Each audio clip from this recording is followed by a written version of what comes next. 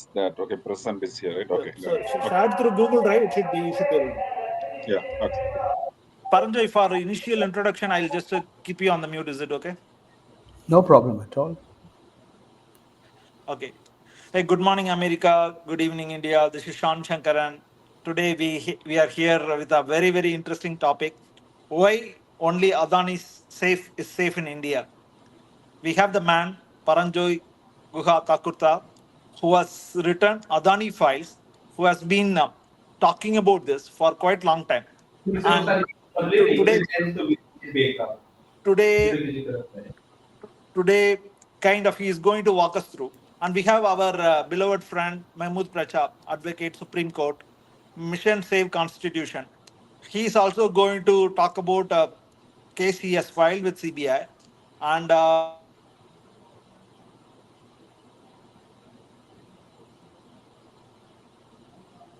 We lost your voice, Sean.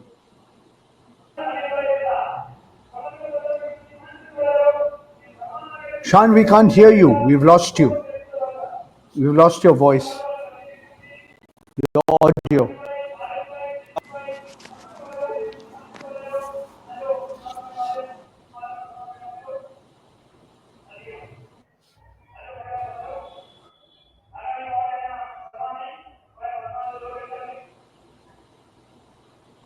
Paranjoy, are you able to speak?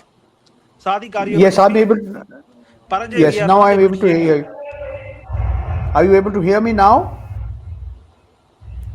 Are you able to hear me now? Yeah, Yes, I can hear. All right, excellent. Thank you. If you close your other machine, Yes. you won't get this echo. If you're not speaking, you can mute. Then that will be good, I think. Then. All right, sure.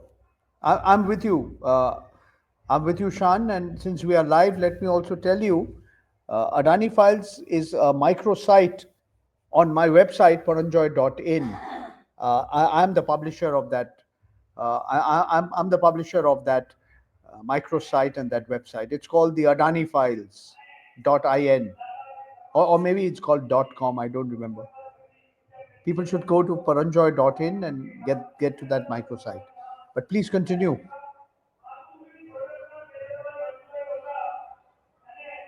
Oh, same problem. We can't hear Sean. No, he's on mute. He's on mute. He's talking to somebody. Okay. You were able to hear me, right? Yes, I can hear you. Mahmood Pracha, you are able to hear me.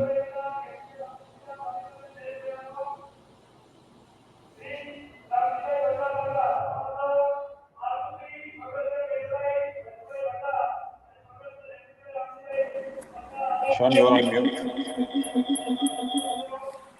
You can start,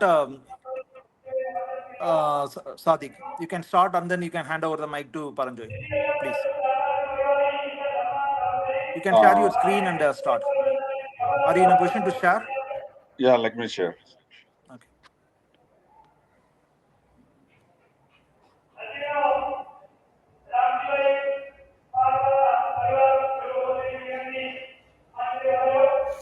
Can you guys see?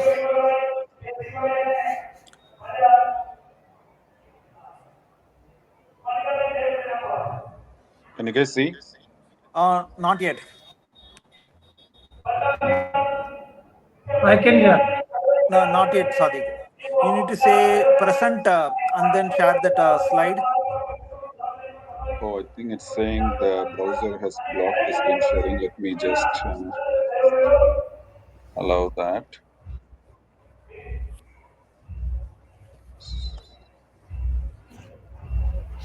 Maybe you should start the program all over again. So we've been live for about 4 minutes.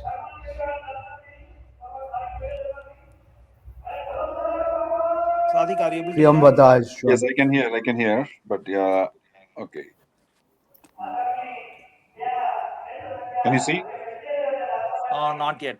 So okay, usually it will show up as, okay, give me a minute. Okay, now I can add. Okay, just share that slide thing. Yeah, we can see. You can see? Okay. Can you go on a presentation mode? Yes. Yeah. Can you see? Yes, sir. Please. Yeah, we Okay. can all see now. Yes, Yeah. sir. So I just want to start with that high level, like what's happened. Like first thing is like the US SEC now they have come up with the charges. They have filed charges against Adani, Gautam Adani himself and his nephew Sagar Adani, and also like a few of the executives. So the main charge is like they have betrayed US investors basically, and so and they bribed the Indian government officials or the state government officials to sell their green energy.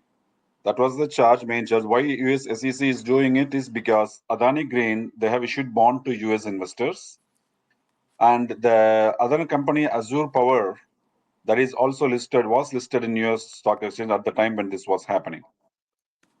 And so the charges were filed against Adani and Sagar Adani, and also like there is a Canadian pension fund CDPQ that was a big investor in Azure Power.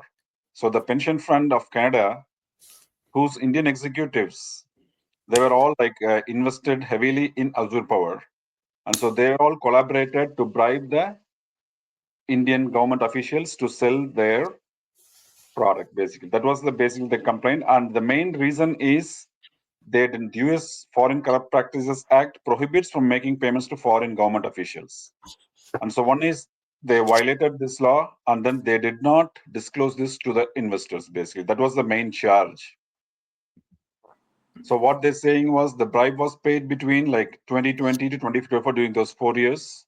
And when this was happening, the Azure Power was trading in the New York Stock Exchange. And so this investigation started at around March 2023. And another main reason for charging the CDPQ executives were they did not cooperate and instead they tried to hide and then maybe divert the investigation. So the obstruction of justice, some similar to that, that charges were also filed against those CDPQ executives. And later on, at November of 2023, the Azure Power was delisted from New York Stock Exchange for failing to disclose the some paper was failing to file reports, proper reports were not filed.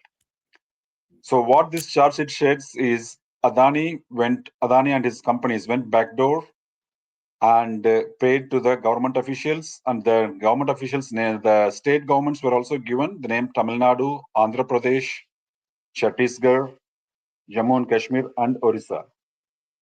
And all these governments, these are all different governments run by different parties. So it looks like they're all in the pocketbook of Adani. So one is like Tamil Nadu government is run by Stalin, Andhra Pradesh at that time by YSR, and Chhattisgarh was under Congress rule. JNK was under a governor's rule, which was directly BJP, and Orissa was under BJD. So all these different parties run state governments. Officials, they were bribed by Adani, and they asked them to sign up to buy the product for SECI from the SECI. That is basically the central government's distribution channel. So initially, when the Adani was selling power to SECI, when SECI went to all these state units, so state discoms to sell this power, they all rejected that, saying the price was too high. And after that, Adani has to personally intervene, and that is when these allegations, and then that is when these bribes transfer happened. And after that, they went into agreement with SECI to get the power. That is what is the claim of the US SEC. So yes, so this is this in a nutshell is the charge of the overall scenario. But we want to see how much of this is real, or there is a lot of things about why Adani, because Adani is not just a normal businessman or anything like that. He is one of the world's richest man, and also like one of the top India's second richest man, or maybe even first or second, depending on which day you see their stock exchange values going up or down. So attacking Adani seems to be does it look like a genuine legal action, or does it have any political background to it? So there is also people are talking about the geopolitical angle which we saw with the rise of India. India is playing both the games as being member of Quad, being in the Western Alliance, and also India is being a active member of BRICS. and is pursuing as an independent foreign policy and not like, falling in line with the Western interest or US interest, as they put it. We saw that recently there was a regime change in Bangladesh, and Bangladesh, as we know, was the only friendly government to the Modi government in the region. Like, if you see Pakistan, Sri Lanka, or Nepal, like a lot of these companies are not that friendly. And Bangladesh, the Sheikh Hasina regime was the only regime in the region which was very friendly to the Modi, and we saw a regime change there. And then also the Bangladesh, once that happened, the new government set in, they stopped paying the Adanis the due for their energy. And then now the SEC has filed charges on Adani. And we saw from November, in the beginning of the November itself, Adani stopped the supply to Bangladesh slowly and started increasing it. And 2 days back, FT reported that they have continued the stop the supply fully. So all these things are happening in this background. We also need to see how serious your SEC and what is the SEC's track record. SEC is primarily taking care of US investors, and that is their motive is to make sure that there's a fair play in the market. There is no bribery, or all those things are going on. And SEC time and again they prosecute like a lot of people. Like we can see Madoff was a big case which they prosecuted, and Rajaratnam. And very often we can see like there's a lot of times even the US banks, they run into issues and then they have to pay fine, and then mostly they settle the case with fines. And we can see the Bank of America, we can see a lot of, if you go through the things, you can see like they do enforce these mechanisms for whatever the fraud that happens. And they most of the time they end up paying fine, and they do not go to jail or anything like that. So even the SEC also has biggest failure. We saw the Enron, which failed dramatically, and the global financial crisis happened on their SEC's watch, which they missed totally.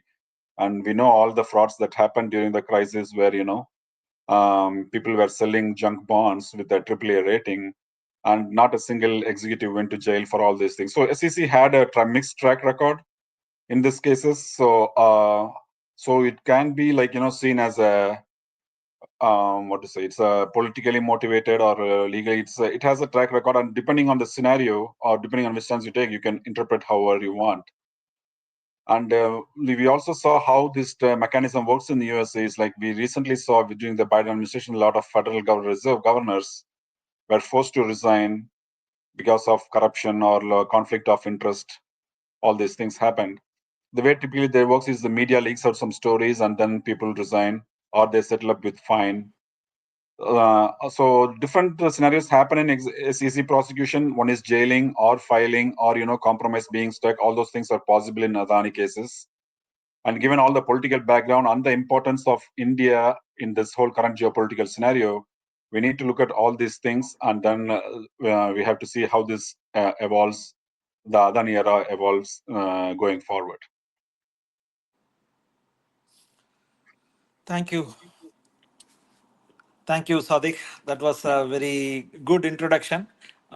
Sam, without much ado, I'll invite you to give a quick introduction. We have our good friends Paranjoy and Mehmood Prachap along with me. So maybe Sam, you are on mute. You can unmute yourself and you can. We have 246 viewers as we speak. So I think we get more than 1,000 viewers. I think this is a very topic of international interest. Go ahead, Sam. Thank you. My apology for being late. I want to welcome our speakers here. Both are very well known and both are friends. Prananjay Gua, I've known him for many, many years, and same with Pracha. Welcome to this group. We meet every Saturday for almost a year, and we take a topic and talk about it. And we get people like you to sort of get deeper into it, help us explain. I was shocked when I first heard of the news through US government website that SEC is concerned and filed a case against Adani. I don't know the details, though I read the document, understand from the public information. but it's hard to understand the legality. Maybe people like Pracha can shed more light on it. But my main concern has been that if this is true, this is a systematic way of taking money away from poor people and putting it in the pockets of super rich. Ultimately, the high price that he gets has to be paid by people. And this increases income inequality further. We are all concerned about income inequality everywhere, where rich get richer and poor get poorer. And this would be a classical example of how government and business connive together to shift income from poor to rich, where the overall policy and goals is to really move income from super rich, urban, to rural and poor. To me, this is an important issue that gets lost in this whole conversation. If you read the document on the website of the US government, there are a lot of details. There is also a case document where case is filed, and it has fair amount of substance. Forget about the motive of the case and all, but the details are alarming. That you give $250 million bribe, the first question I have is, who took the bribe? Some person must have, or some institution must have. What did they do with that money? Where did it go? That question is as important as who gave the bribe. And all the legalities they go with it in terms of investors were cheated and lied and all that stuff. So I'm more focused on poor people's money shifting to super rich and who got the bribe. If all of this is true, this is just the tip of the iceberg. There is a lot more to come. I'm sure before filing case, SEC and the government has a lot more information that they are holding. They will declare it at the right time, I'm sure, like they do every time. They don't need to really spill the beans now. And a lot of this will come out, and this is going to be an interesting case to watch and see what happens. With this, I want to listen to our guests and then open up for a broader conversation. Thank you. Thank you, Sam. Without much ado, I'll hand over the mic to Paranjoy, who's our key invitee for here today to talk about this. Please go ahead, Paranjoy. Paranjoy, you are on mute, Paranjoy. Thank you, Yes, sir. Shan. Thank you, Shan Sankaran. Thank you, Sam. Thank you, Sadiq. Mahmood Pracha, Wada. Thank you to all of you. You will please excuse the ambient noise. I'm in a very, very noisy place. I never anticipated it would be like this, but I'll do my best to speak above the noise in the background.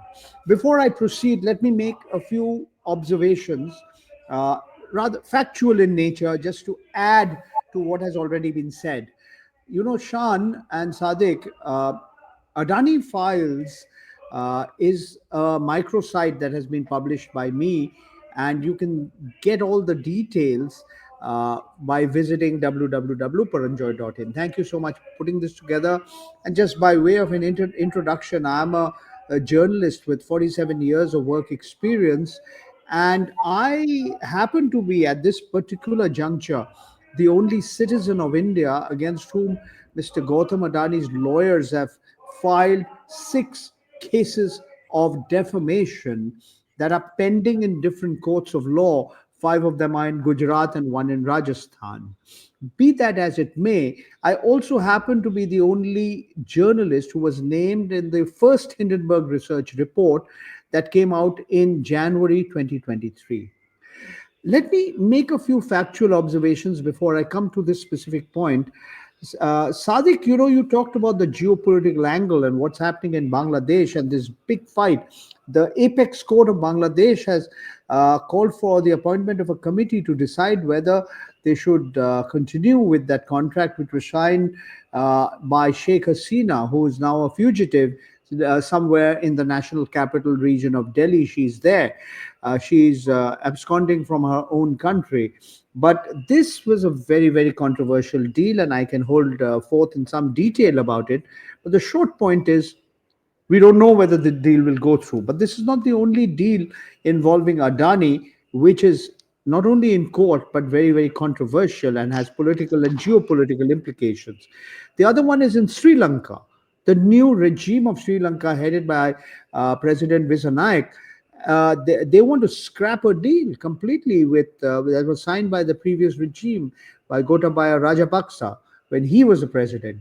That's not all. In Kenya, the president of Kenya, William Ruto, to much applause, has scrapped an airport modernization deal and another deal involving Adani, the Adani Group, and he's become suddenly his popularity has gone up.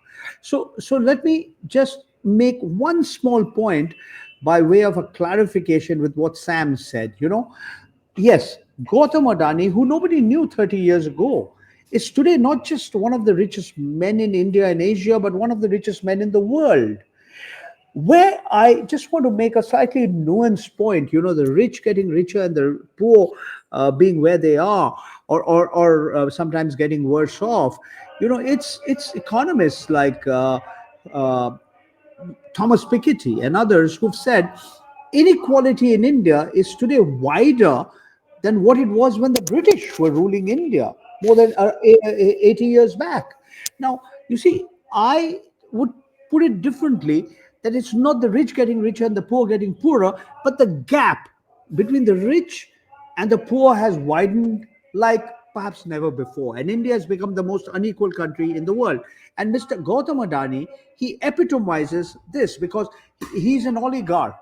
It's better to to talk about Modi and Adani.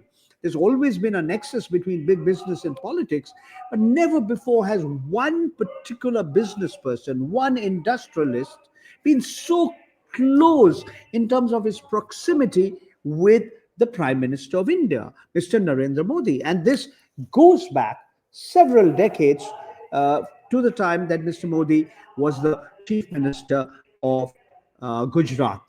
Now, let me come to the point that Sam just made. Who took the bribe? This 250 million US dollars, which has been alleged.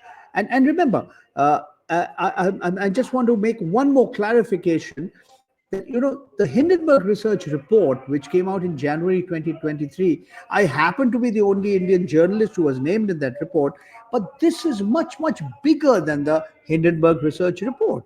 Why? It involves at least three agencies of the government of the United States of America. It's not just the SEC, the Securities and Exchange Commission.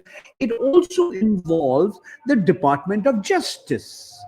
And the Department of Justice has based its indictment document on investigations done by the Federal Bureau of Investigation, FBI. So this is really big. And so what is now happening is that we don't know what will happen when Donald Trump becomes the president of the United States of America on the 20th of January. What happens when there's a change of guard at the SEC, at the FBI, at the DOJ? We don't know that. I don't want to speculate what will happen, but let's deal with what is happening now. Now, if you go through the SEC's own documents, in the indictment document, there is a mention of official number 1. And if you go through carefully the papers and the submissions to the SEC, official number 1 happens to be the former chief minister of the state of Andhra Pradesh in southern India, and he was Y.S. Jagan Mohan Reddy. Now, Mr. Jagan Mohan Reddy's political party has denied this. He's completely denied it. But that is where the needle of suspicion is pointing. Now, he's saying we only dealt with the public sector, the federal body, the public sector, central public sector undertaking called the SECI, the Solar Energy Corporation of India. Now, what happened is the Solar Energy Corporation of India gave two tenders, one to Mr. Adani's company and the other to another company called Azure Power, where also whistleblowers, internal whistleblowers, have provided information which is pretty damning to the Department of Justice. Now, what was happening is that this power, this solar energy that was being generated, the Solar Energy Corporation of India wasn't able to find buyers. So then it starts going, it gets Adani and Azure to go to the state governments to enter into power purchase agreements. And these were signed in December 2023 with the provincial governments of Andhra Pradesh, that was headed by Jagan Mohan Reddy at that time. And incidentally, he was aligned at that time with the Bharatiya Janata Party, the BJP, and the NDA, the National Democratic Alliance. Later, they parted ways. At that point of time, in Chhattisgarh, the chief minister was Bhupesh Baghel, and he belonged to the Congress Party. And Tamil Nadu was headed by Mr. Stalin of the DMK party, the Dravida Munnetra Kazhagam party. And Orissa, at that point of time, the chief minister was Naveen Patnaik. Now, we see these were all non-BJP parties. But interestingly, the Union Territory of Jammu and Kashmir, which coming under central rule and headed by a nominee of the BJP, he was very much in power. So we have a very, very unusual and a mixed bag. And all these people are saying, we dealt only with the government of our organization. So just that it's important to find out who took the bribes, we also have to find out who in the government of India, and specifically the Solar Energy Corporation of India. By the way, they've also provided a denial saying, we played by the rules and so on and so forth. That investigation has to go deeper. The question everybody's asking is, all this investigation happened in the United States. What is India doing about it? If the rules have been violated of the SEC, what about our own SEBI, Securities and Exchange Board of India, headed by Mrs. Madhabi Puri Buch? Why is she silent? If there's been concealment of information in the US, what about India? That's the big question. Now, since this came out Wednesday evening US time and very early in the morning on Thursday, at about 3 a.m. in the morning on Thursday, it's hogged headlines across the globe. But by now, you're seeing all the denials and the clarifications are coming. And what is the Adani Group claiming? No, they're saying, we haven't done anything wrong. We are above board. And what they're saying is solar energy is a small part of their business conglomerate. And in very, very subtle ways, they're trying to ring fence the company. Adani Energy, Green Energy, is a small part of the Adani conglomerate. But let's move on. Now they're saying it's the individuals. Who are these individuals? Mr. Gautam Adani, his own nephew, Sagar Adani, another associate of his, whose name is Vineet Jain. And there are 4 other people, including 3 persons who seem to be of Indian origin, associated with the Canadian pension fund, and yet another person. Now, all of this is what? In March 2024, this company of Adani's, or this group of companies by Adani, they raised funds about $409 million from the market, but they did not inform either the US investors or Indian investors that the FBI had already searched and seized Mr. Sagar Adani's phone on the 17th of March 2023. So about a year and a half has passed. Now, are you trying to say you didn't know what was going on? Even the warrant of arrest was put out in late October, but it was only disclosed to the public on Wednesday afternoon. Now, all of these, in my opinion, are trying to ways in which they're trying to deflect attention from something which is very, very serious. You are raising money from the public, US investors, Indian investors, but you're not disclosing material information that you are under investigation. That the FBI has seized one of your associates, his mobile phones, his laptop. And you know, if you go through that document, they tell you how Mr. Gautam Adani was taking pictures of the document, which was the search warrant and the subpoena document. Now, I want to make one of few other points, and what is that? In when Hindenburg Research, the New York-based short-selling firm, came out with its report in January 2023, Mr. Adani's spokesperson said, "We are going to sue them. We are going to sue them. We are going to sue them in New York." Nothing happened. Nothing's happened for 22 months. But now, I don't think Mr. Adani or his lawyers will have to have can hope to get out of the. I mean, they have to represent themselves in the U.S. court, either in person or in law. I mean, look, Mr. Trump had to appear before court. Is that not correct? Please correct me if I'm wrong, Sam and Sean and Sadiq and Priyambada. You know America better than I do. I mean, when Hunter Biden, Joe Biden's son, was accused of certain misdemeanors, all of them had to appear in court. The question now is, will Mr. Gautam Adani appear in court? How has this arrest warrant been served? Is it through the government of India, the Ministry of External Affairs? Is it through Interpol? These are questions where I'm not a legal expert. I don't know. But all I know, it's had a huge impact on India. Banks are going to be wary of giving more money to Mr. Adani's group of companies. Why? Obvious reasons. Now, if the stock markets have gone up, have the stock markets have been boosted by public sector organizations like the State Bank of India, like the Life Insurance Corporation? Has Mr. Sagar, he's been served what we call a grand jury subpoena. Now, what does that mean? He has to appear in court. And this was served to him. We don't know whether he has appeared or not. We don't know the details. There's a lot.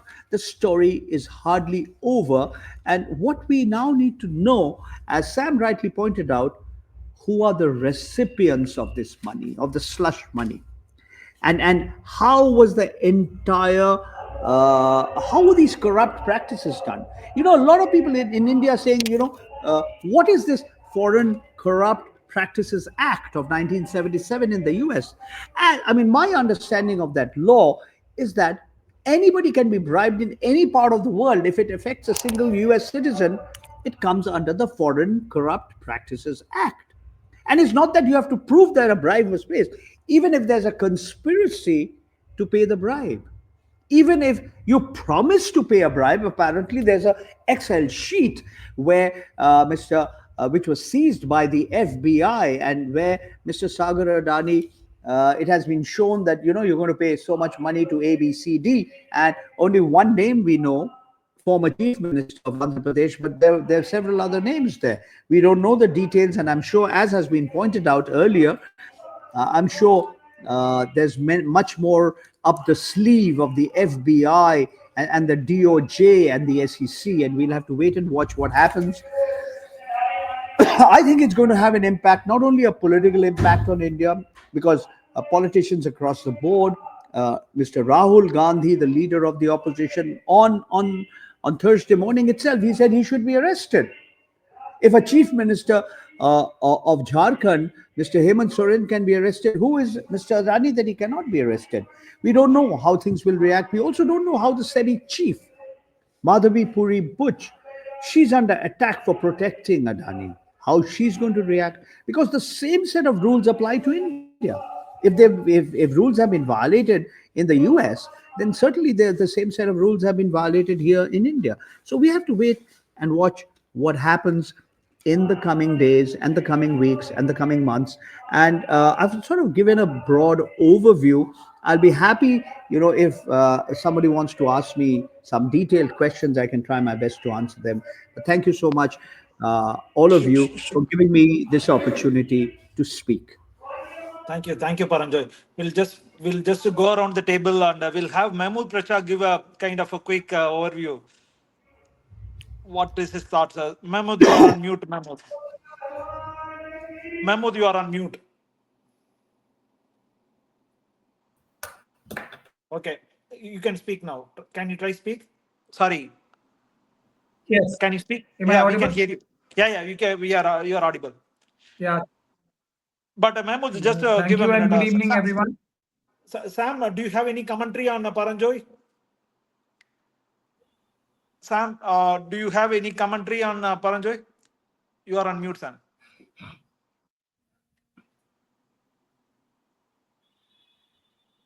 Sam, okay, sure, Sam. Okay, go ahead, Mahmood, please. Good evening, everyone, and thank you very much. I will be very, very brief. I would just pick up from where Thakurda Sahab has left. He has pretty much described the kind of offences which have been committed by Adani Group in US. But there is another aspect to it, and for which we have already. Actually, I was waiting for the opposition parties to register a criminal case. I waited for 48 hours, but when that did not happen, I had to do it myself, because uh, this will preempt actually the strategy which I would come to just now, which the functionaries of Indian government, including Mr. Narendra Modi, Amit Shah, and all these people, uh, the strategy which they will be using to save Adani, and in the process put India's interest on the line. So to preempt that, I had to rush and file a complaint to the Indian law enforcing agency, that is CBI. Now CBI has been created in India to do just this work, that is to catch the corruption undertaken by government officials as well as public servants. This is the reason for creation of CBI. Therefore, we approached the CBI. Now, to ask them to register an FIR, and the reason for registration of an FIR is that offences and proof of offences, substantial proof of offences, is already there in public domain in this grand jury indictment of Mr. Adani and various other of his business functionaries, as well as SECI, as Thakurda Sahab was telling us, which includes the government of India as well as state governments, including elected leaders like Chief Minister, Council of Ministers, which have been named in this indictment. So that being the case, so now we have a substantial evidence which has been collected for the purposes of US case. However, there is a procedure which is a sufficiently robust procedure, and they have actually formulated a grand jury consisting of common citizens who by majority have actually tested the evidence which was collected by the FBI. So there was a kind of watchdog, and that's the procedure of law and procedure of collection of evidence and presentation of the case for trial in US, which is on a slightly more, rather a lot more robust way of collecting and testing evidence at the initial stage. Because here in India, the evidence is collected just by the investigating agency, and that is converted into or collated into a charge sheet, which is presented before the court. But here, a kind of watchdog agency in the form of a neutral watchdog agency in the form of grand jury was also there. So this is the reason for us uh, to say to the CBI that there is a substantial sufficient robust evidence which has been collected by a very, very robust and transparent procedure, which is though secretive, but quite following the principles of natural justice. A neutral agency is there to oversee the collection of evidence by a premium investigating agency of US, that is FBI. So based on that, there have been substantial evidences described in that indictment which clearly disclose various offenses which have been committed in India, which fall squarely within the purview of CBI. So that has been the basis, and I think this is a quite substantive and very, very tightly word complaint. CBI will find it very difficult to wriggle out of this, because any offense, any complaint which discloses cognizable offense, they have to register a first information report, and in CBI's terms, the RC, which they call regular case.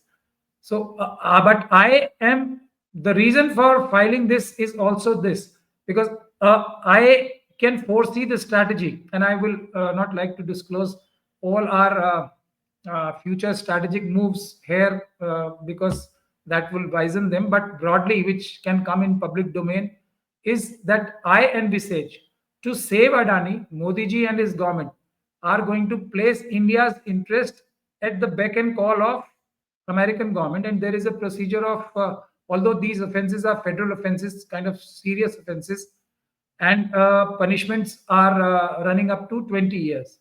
But 20 years is not the maximum punishment, because these are male offenses. If there are about 10 investors, just to give a legal perspective, if there are a number of offenses which have been reported in US, so for every offense there will be a punishment of 20 years, which will run into hundreds of years. That's the procedure there. So these that is the so what I perceive, that India and US have various treaties, including an MLET, for exchange of evidence, for collection of evidence in each other's country. That is mutual legal assistance treaty is there, and there are various international treaties of extradition of offenders of India and America. There are various treaties also. So America will ask for extradition of Adani and all these offenders to US to face the trial, and also they can ask Indian government under MLAT to collect evidence or allow FBI to collect evidence here. That's the position of law. Now, to control and save Adani, what I can perceive their strategy would be, Modi ji's strategy would be, and his legal team's strategy would be, to register a case against Mr. Adani here and delay that case, because that prevents or obstructs the extradition, because they can come out with the excuse that there is a case running here, and therefore we will not be able to send him till the time he faces this trial here. So that is one excuse which they are, and this, our complaint is going to actually give us this opportunity to be a part of that, so that we can ask for a quick trial there, and this obstruction is actually removable at our end also. That was one.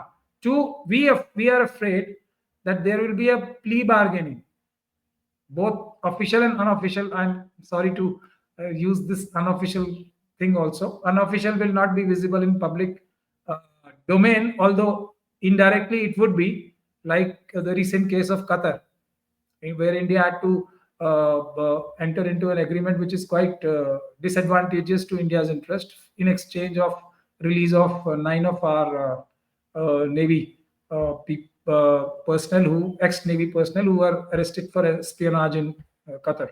So that kind of arrangement will not be so visible, but there is a plea bargain provision in US also. So we are anticipating that.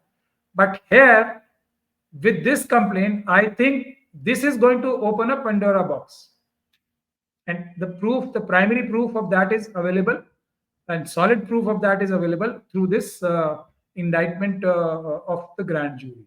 That is the first stage, and I think Once again, coming back to my topic, which I repeat everywhere, that all this power to undertake such kind of blatant offenses across the world emanate from the fact that Modi and RSS and BJP, they are confident of winning elections without getting people's vote, and that boils down to, once again, that the voting fraud through the machines, and today we are seeing Maharashtra's results, is the key to every offense, every illegality, every atrocity which this present government is actually getting the capacity for. So we have to attack or strike at the root of the problem and not just at the branches. That would be, once that fear is there that there will be a government elected through people's vote which will take strong action against their activities. What is not also visible, which we will be able to highlight, which will assist the US trial also, is it is not just the state government, it is basically the SEC, which was which is a central government ministry, under central government ministry, which was playing a pivotal role and actually helping Adani coerce these state governments also, which of course was made sweet by the bribe which has been offered. And also there is a description of amounts also, 2200 crores as bribes and about 17,000 crores as the entire gamut, prima facie gamut of all this illegal deal which has happened, which has been described again in that indictment. So it will actually help this trial also, our investigation here. So the strategy which we are going to use is, I'm sure CBI is not going to register a case that easily. So on Monday, probably I'll go and hand a physical copy to the CBI office, and then 2 days later, we are going to file a case for registration and a court-monitored investigation. By the term of caged parrot for the CBI. For that reason, we will ask for a court-monitored investigation in which we also hope to play an important role by supplying the line of investigation, by suggesting line of investigation, and also supplying various evidences which we will procure at our end, so that the investigation is done in a proper manner. That's my opening remark, and I will be happy to answer any questions if any of your viewers or you, the August panel today, has for me. Thank you very much. Thank you, Mahmood Pracha. So, Sam, you want to talk? Yeah, go ahead, Paranjay, please. May I make two Please. very brief observations based on what Advocate Mahmood Pracha has said. The first thing is that, Maharashtra elections, the results have come out, and the incumbent regime, the Mahayuti regime, which is the Bharatiya Janata Party, the Shiv Sena section headed by Mr. Eknath Shinde, and the Nationalist Congress Party headed by Mr. Ajit Pawar, that coalition has won with a very convincing margin. I'm not getting into the whole issue of electronic voting machines, etc., but I just wonder what would have happened if the decision of the Department of Justice and the Securities and Exchange Commission was given before the people of Maharashtra voted. I mean, this is just idle speculation, maybe, because the voting has already taken place, the results have been announced. But I just wonder what would have happened if this had come out. In talking about timing, just the point I mentioned earlier, what will happen after the 20th of January when Donald Trump becomes the president of the US, we can only speculate upon. And I just thought, since it gets all very confusing, all these acronyms, there is the SEC, the Securities and Exchange Commission, which is the regulator of the financial markets and the share markets and the capital markets in the United States of America. And there is a SECI in India, that is the Solar Energy Corporation of India, which is a central public sector undertaking. That's all I wanted to say. Thank you very much. Sure, Paranjay. There are interesting comments from LinkedIn. Samir Mahongavankar is asking, shouldn't Adani have been given an opportunity to present his case before an arrest warrant was issued for him? It all seems one-sided. What are your thoughts, Paranjoy, Mahmood, or even Sam? Okay, my view is that a subpoena has apparently been served, a grand jury subpoena. What does that mean? I mean, in India, that indictment document in India, correct me, Mr. Mahmood Pracha, if I'm wrong, is like a charge sheet.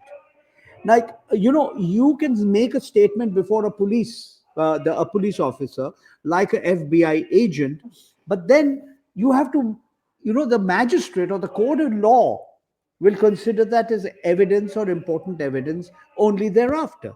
Now, we don't know whether Mr. Sagar Adani has appeared before a court of law. So this is a question. Maybe Mr. Mahmood Pracha, you can throw some more light on the subject.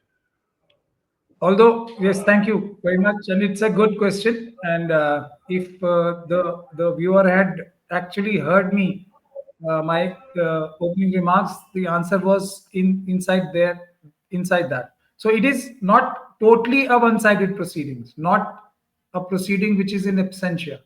There is a reasonably well-oiled uh, counterbalancing organization or a supervisory organization which is in the form of grand jury for collection of evidence. So it was supervising, a neutral body was supervising the collection of evidence. In India the situation is different. Police collects evidence one sidedly. I mean, courts do not have that. In India, we don't have that procedure of supervising the collection of evidence part. So there is a reasonably balanced approach which is there even at the stage of collection of evidence. So more than 20 people which were randomly selected, and it's a robust process, transparent procedure, who were there, who were overseeing collection of evidence with all kind of checks and balances by the FBI. So that's the answer to. So it's not an unfair procedure. And now there will be a trial. Is to come there, pray for bail, and then the actual trials. So it's a very it's better than the procedure which we follow here in India for the stage of collection of evidence. Thank you very much. So, like, we don't Shan, have like Shan, the can I? names of the people who received the bribes. So, how likely the CBI is going to take your case when we don't have the names of the fully involved parties? That's one thing. And also, looks like Uh, the different state Sadiq, governments are all belonging to Sadiq, different Sadiq, parties. looks like Paranjoy no, wants to respond. no, Let him. Sadiq. The documents given to the Securities and Exchange Commission, the SEC in the US, it says it says that official number one, which is given in the indictment document, happens to be the then serving Chief Minister of Andhra Pradesh, Y.S. Jagan Mohan Reddy. Though his party has denied it, that is one name we already have. I So, all had the other also names are mentioned hidden. All the other that names are this hidden for the trial purposes for now. Is that correct? Or no that see yeah see I in para 20 they have named Chief Minister, Council of Ministers, and uh, the governing bodies, officers of Indian government. And for India's purpose, the collection of actual names, although there is indirect reference by in para 20 only, is the job of the CBI.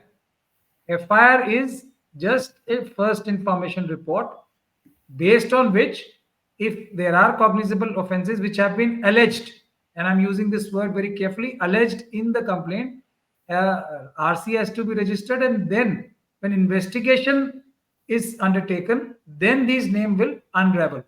But my firm understanding is that officials of SEBI and Reserve Bank of India will also get indicted in India's CBI inquiry as well as there, because these are the people who must have given those uh, uh, uh, documents, certifications, which were used by Adani to apply for various and to deceive.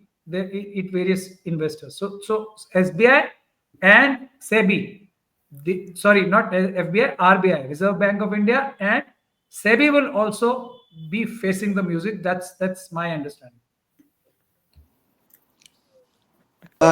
If I may just add a point to what Mahmood Pracha said, in March 2024, Adani group of companies, they raised 409 million US dollars through a financial instrument which they called a senior secured note.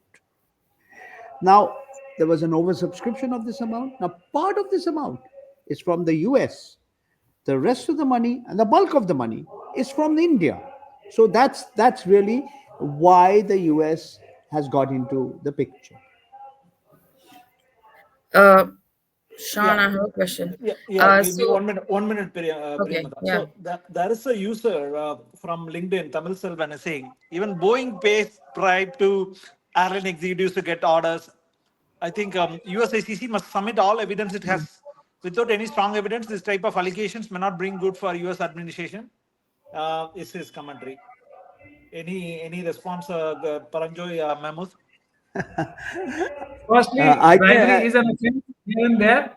So if it is murder is committed by everyone, it doesn't give you a right to commit a murder. That's the basic thing. But I think this grand jury collection of evidence, it is usually quite strong evidence, and that's why plea bargaining is I am actually worried about, because I don't think Adani is going to contest that, because there will be a short conviction there. So there will be a plea bargaining, and that's my fear. Therefore, we've been quite fast in getting this legal procedure started here. We need to watch out whether Mr. They have Modi is disclosed going to buy WhatsApp a messages or bill. text messages or evidence Sorry, Sadiq, your voice is cut. You are on No, mute. they have disclosed documents like WhatsApp messages or electronic communications. That's what the evidence so far they have presented. Okay, you know, Sadiq, in your PowerPoint presentation, you talked about this plea bargaining that is happening.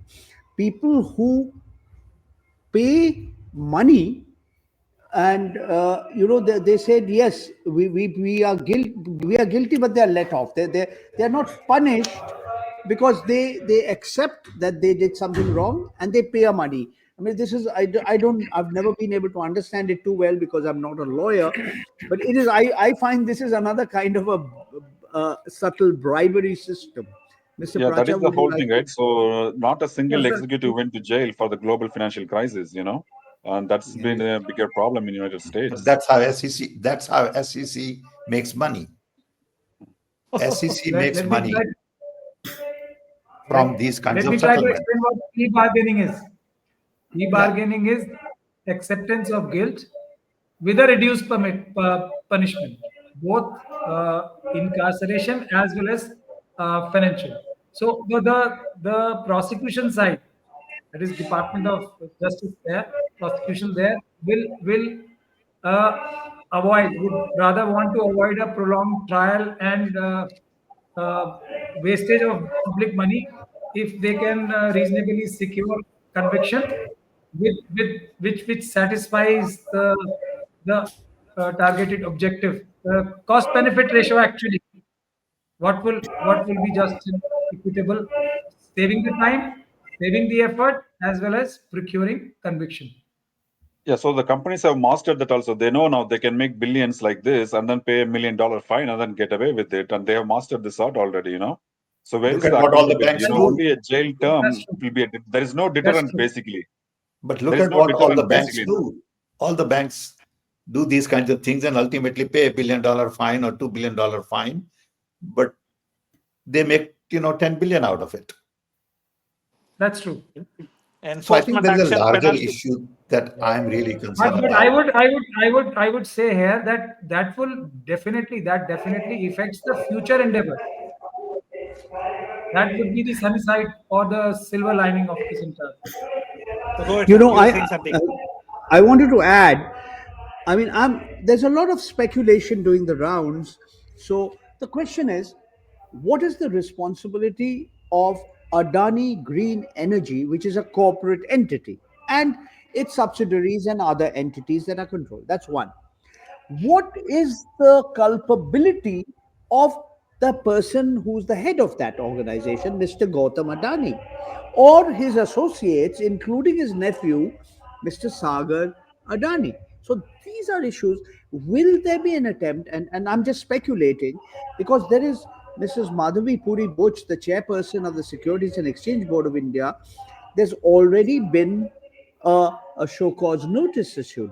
And to respond to a question that was raised, I saw it briefly on the screen. You know, the Indian media, one section of it is still reporting. Yes, it's been going on for 2 years. Yes, we know. I don't know for how long it has been going on, but all I know, it is actually a public information that Mr. Sagar Adani was searched by FBI agents on the 17th of March. 2023. So we surely know that for more than 1.5 years, this investigation has been on. I mean, it's probably started before that. How come we in India were not aware of it? Well, you follow the news carefully. Yes, journalists in India, people who were in the OCCRP, that's the Organized Crime and Corruption Reporting Project. You know, journalists have been writing about it. Now, the BJP and the government has been saying, oh, this is George Soros's outfit, which is not correct because the OCCRP is funded by several people, including the American State Department, including government bodies in the UK and other places. But it's, and this has also been done, by the way, in this case as well, in the social media, you dismiss anything as George Soros. George Soros is the bad guy, and all of us, including yours truly, we are being funded by him. So this is the kind of misinformation that is doing the rounds. So, Samar is one of our young friend in Indian Overseas Congress. He has asked, he is passing his kudos for organizing a erudite panel of scholars, journalists, activists.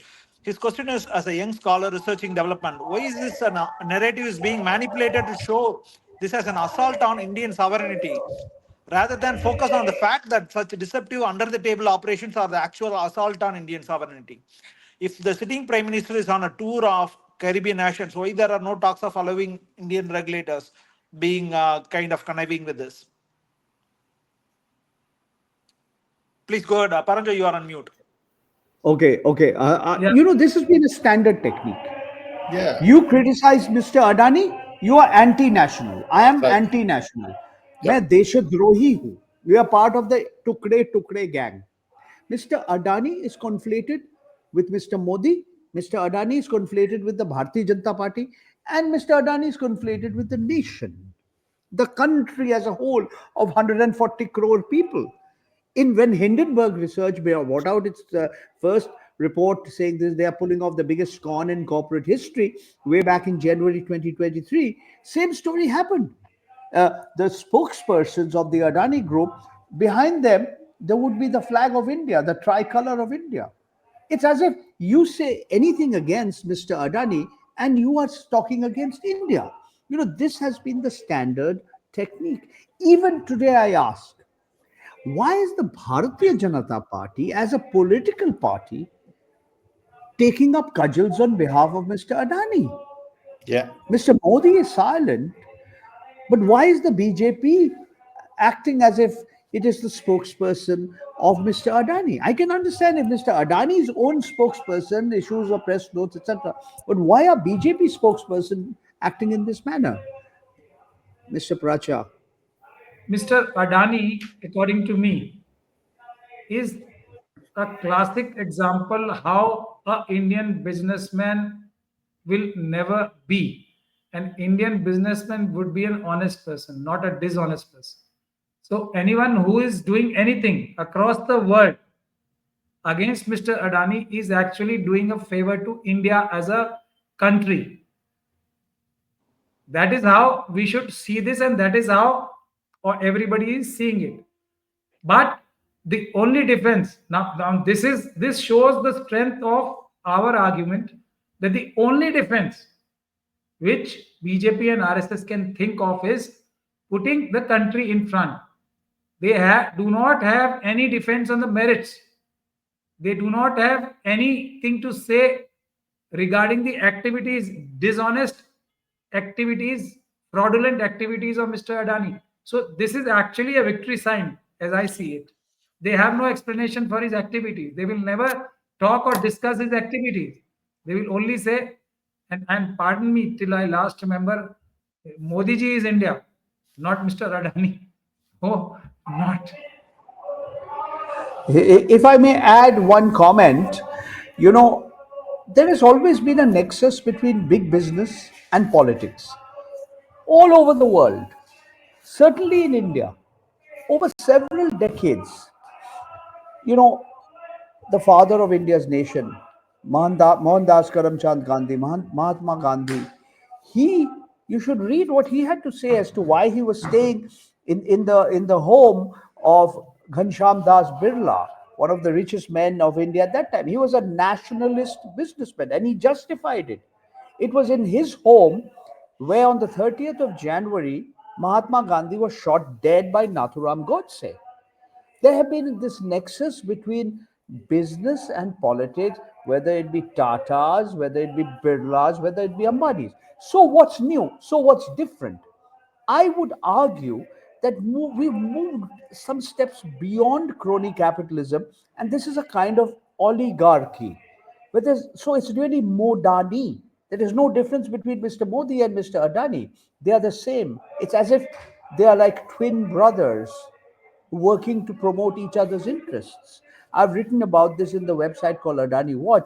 Mr. Modi has traveled the world, and everywhere he's gone, you find soon after his visit, or when visiting dignitaries come to India, Mr. Adani gets these contracts and sets up his own businesses. This has happened in Australia, in Nepal, in Bangladesh, in Sri Lanka. This has happened in Greece. It's happened in Tanzania. It's happened in Kenya. It's happened in Israel. Adani operates the second biggest port in Israel. Adani is manufacturing armaments, including military drones, unmanned aerial vehicles. And those are currently being used to kill people in Palestine and in Lebanon, in Gaza. So, this is why Mr. Adani, in my opinion, is different from other business persons in the Indian context.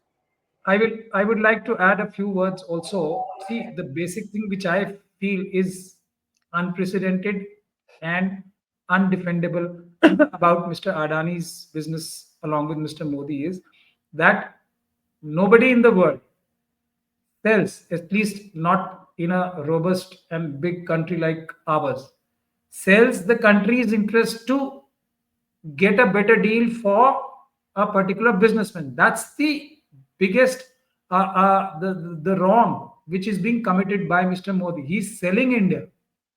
You give Mr. Adani a benefit of $1, and vis-a-vis our mutual country business, we will give you the benefit of $100. That is what is hurting and destroying India's interest. That's the key to it. Mr. Modi is selling India and getting a small percentage in return for Mr. Adani, which is for Mr. Modi only. I mean, they are inseparable. Every penny which Mr. Adani owns is Mr. Modi's money, period. Can say, if I may add, since I'm facing 6 cases of defamation with Mr. Adani's lawyers have instituted against me, let me tell you, Mr. Arvind Kejriwal, sometime before he was jailed, he had a special session of the Delhi Assembly where you can see it on YouTube. He made a statement, but because he made it on the floor of the Delhi Assembly, that he can't be prosecuted for what he says inside the house. He said something to the effect that he had met a senior BJP leader, and the BJP leader had claimed, ये पैसा तो अडानी जी का नहीं है, ये रुपया तो अडानी जी का नहीं है, ये कंपनी तो अडानी जी का नहीं है, ये तो मोदी जी का है. He said it in so many words. I didn't say it. Mr. Arvind Kejriwal has gone on record saying this. That's all I wanted to say. Okay. So I have a very important question to Sam. Mehmood Pracha mentioned during his commentary that all of these issues are happening because of some of our fundamental democracy institutions like election commission or election instruments like EVM is kind of already infiltrated with some spurious mechanisms. So we are hot kind of with the Maharashtra results now. Congratulations to Hemant Soren from JMM for Jharkhand victory and Priyanka Gandhi for Wayanad victory.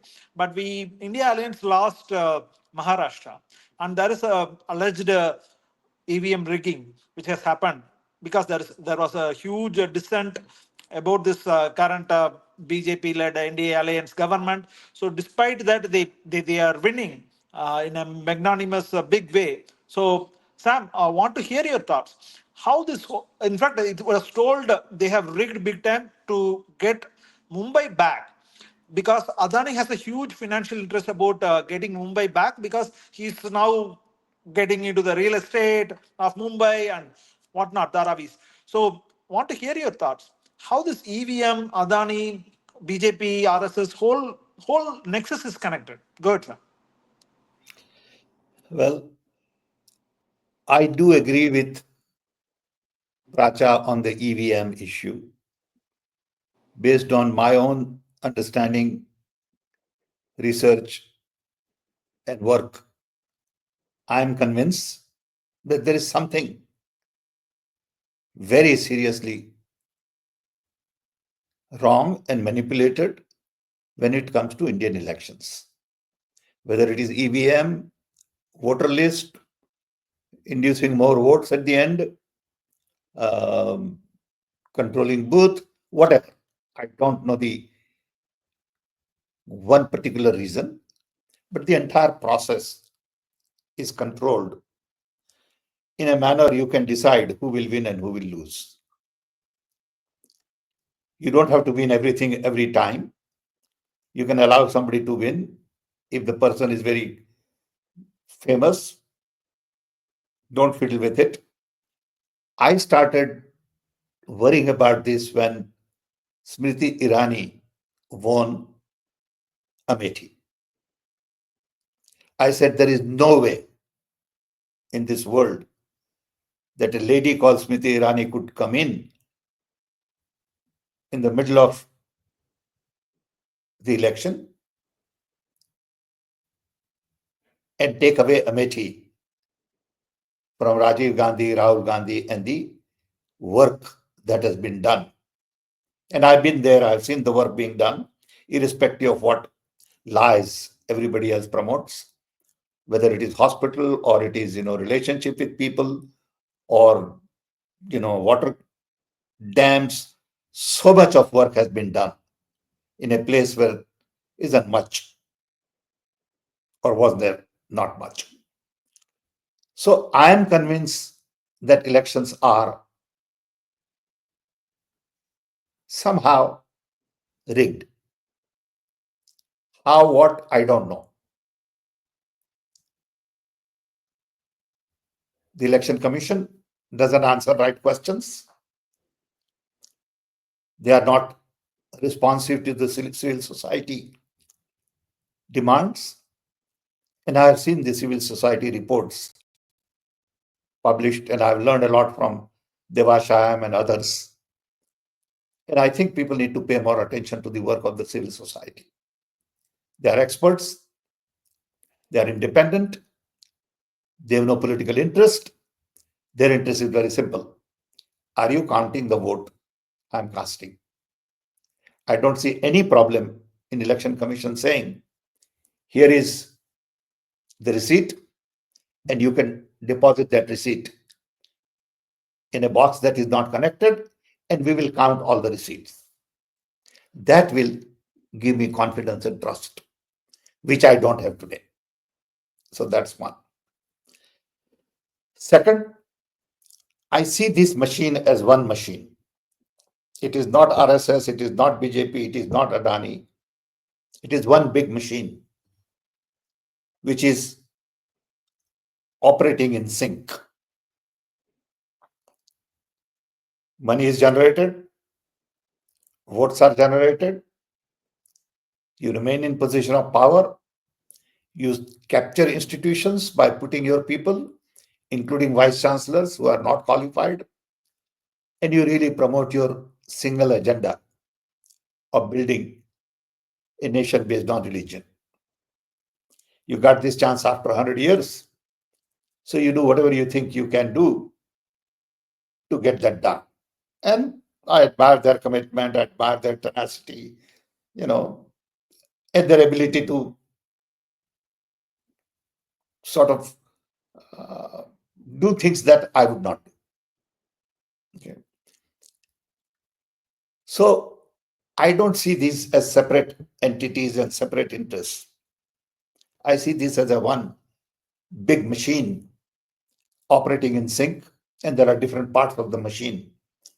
So discussing one part may divert your attention from the reality. But a larger question I have is for the state of democracy in the world.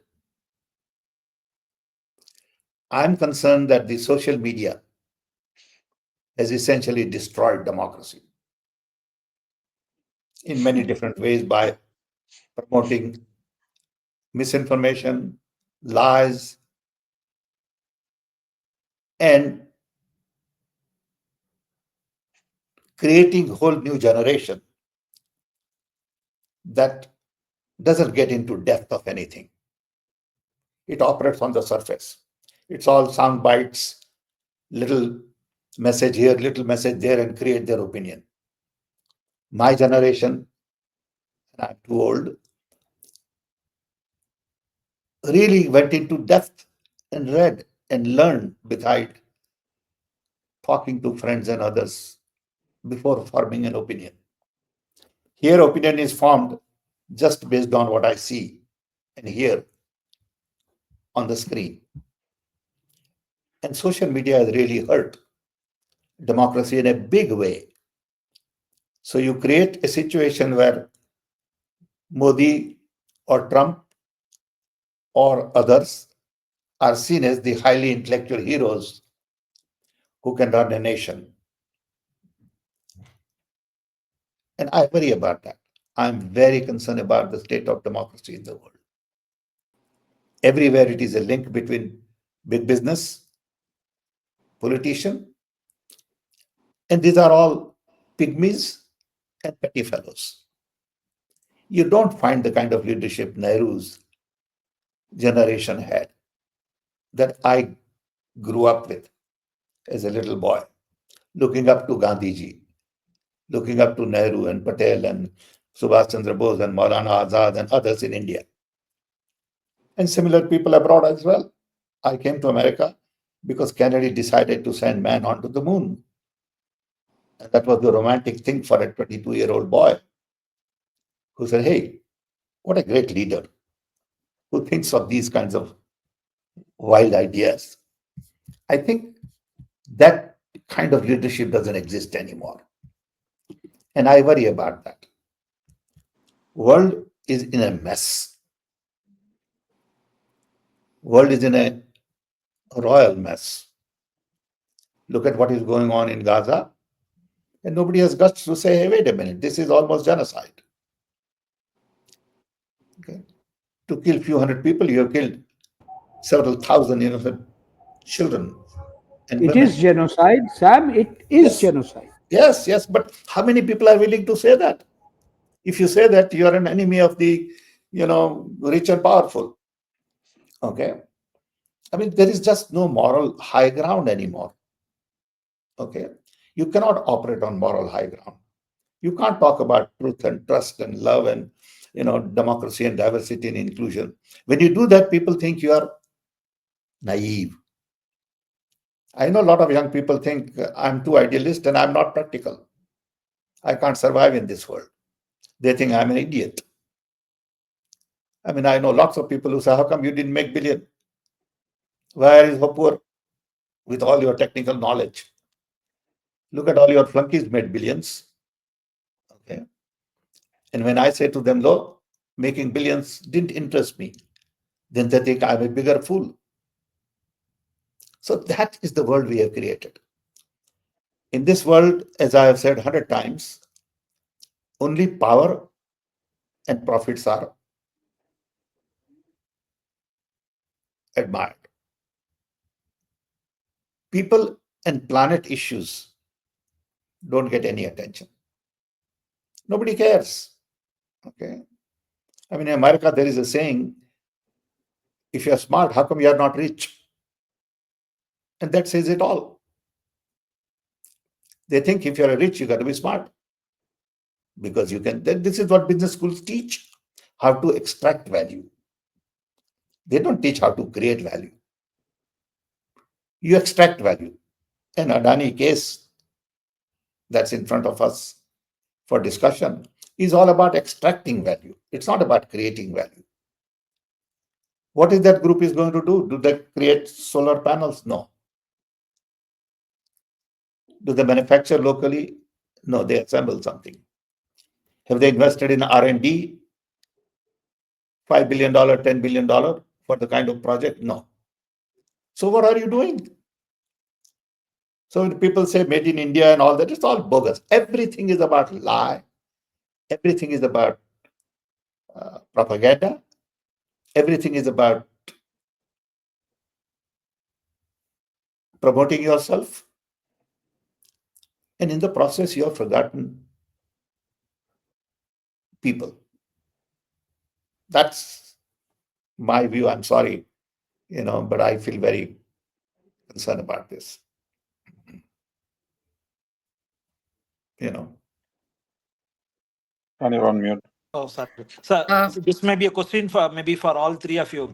So Okay. Samar is asking, okay, we had a prime minister who had spine to say, don't talk to me about profit, it's a dirty word. As India's capital markets rapidly mature and globalize, do we rely on the US regulator for serious investigations?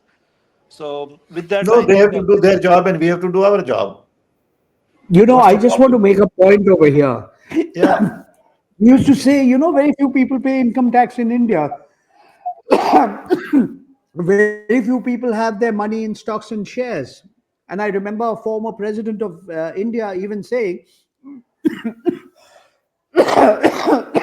I'm sorry, Please a take. former president of the of the India, Mr. R. Venkatraman, he said these are not stocks and shares; these are shocks and snares. But be that as it may, you have to understand that the number of people whose money is there in India's stock markets have gone up fivefold. There were 2 crore before the COVID. Now it's gone up to almost 10 crores, and that is not this government is hell bent on privatizing everything. So whether it's your provident fund, whether it's your gratuity, whether it's your retirement benefits, all of this, some part of it is going into the stock markets. So today, India's stock markets are impacting more Indians than ever before. I'm stating this as a fact. So that's one part of it. Now, Mr. Gautam Adani, the way he has allegedly played the markets is a case study in itself. Several books can be written on the subject.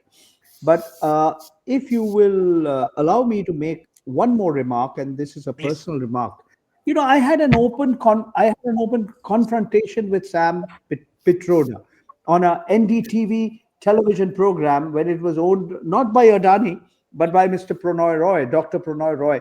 And I said, Sam, you are representing the NRIs, and they are very comfortable. They pretend to be highly patriotic, but you're having leading a good life in Chicago. You were born in Orissa. You were Can you do not something? Sam Pitroda, but you were some other Pitroda. You were Satyen Yes, Gangaram absolutely. Pitroda. Be that as it may, I just want to say today that everything that Sam Pitroda has today said about the social media and what's happening in India and about democracy in the world, I agree 100% with him. That's all I want to say by way of a closing remark. Thank you. Priyamada, maybe you can go with your last question and then we'll end the show. Sorry, Sam. Uh, Sorry, Paranjoy, for holding you guys long time. Go ahead. Miss Priya. yeah, so I just have a question. Like, I just want to know, like, how strong are the U.S. laws? Because there is a narrative going on that when Trump assumes power, he will, Adani will be scot free. So how do you think he can influence the Adani case after he resumes, takes holds power? This is my question. Thank you. Thank you very much. Priyamvada, you should answer this question for us. You are in America. No, Uh, yeah, no, on the 20th. I want to ask someone from the US. I like Sam's or Okay. But uh, he You know, he lives in Let me UK. try to answer that. Yeah, yeah. Go ahead. Go So ahead, Sam. I don't think this is with respect to Biden or Trump. I think it's more of an American interest in trying to send a message to Modi. I think I see this more as an attack on Modi too. I don't see it as an attack on Adani. I think it's more because as they're sort of campaigning, they're not both inseparable. Touching one man is like touching the other. So the U.S. Sadik, government is sending a message to Modi via Adani in this case is what I'm thinking, and I don't think Trump will change that till they extract what they want from Modi. So if Trump has to slow down or get Adani get away with it, it means that Modi has to give something back to him, which the American government wants. If that happens, then yeah, it's possible. Yeah. Otherwise, I think even Trump will pursue this till he gets what he wants. Yeah, no, the reason I asked this because Adani's lawyer has said that it's not necessary that an arrest warrant means he will be arrested. So that was my concern. Like he could say that. So and the narrative on the social media is like, he will go scot free. So Yeah, look, everybody can Priyamvada. speculate. Everybody's speculating what Trump will do. He will do that and he will do this and all those things. But we'll only know when he comes and does that. Priyamvada, listen to Sam Pitroda and don't let the social media, yeah. get better of you. But this is a point I raised right in my opening remarks, and I'd really like Sadik to add to what he said. What happens when there's a new head of the Department of Justice, a new head of the Securities and Exchange Commission, a new chief of the Federal Bureau of Investigation? Now, will this process go in the same pace, or will it stop, or will there be some sort of a compromise in the form of plea bargaining?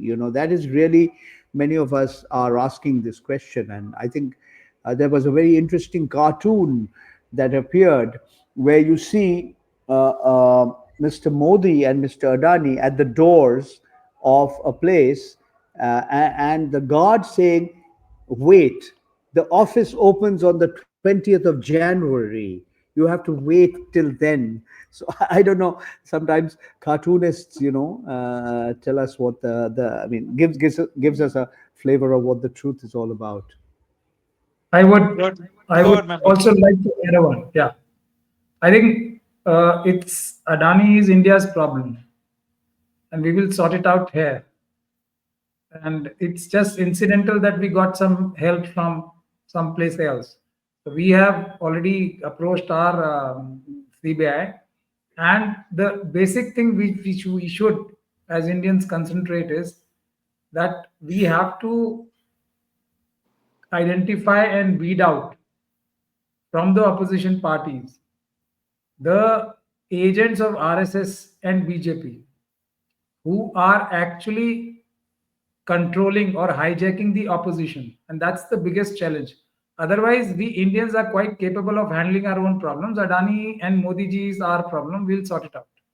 But that is why the strategy should be to identify the weaklings and the Trojan horses in Congress party first.